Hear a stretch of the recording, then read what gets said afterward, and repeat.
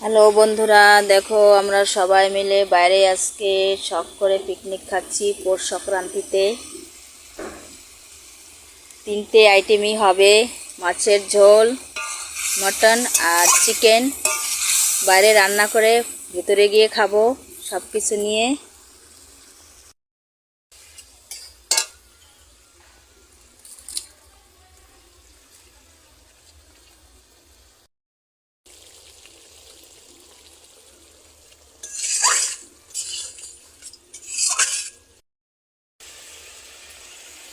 আমি এখন হাঁসের ডিম খাবো। হাঁসের ডিম দিয়ে পেট খাবো।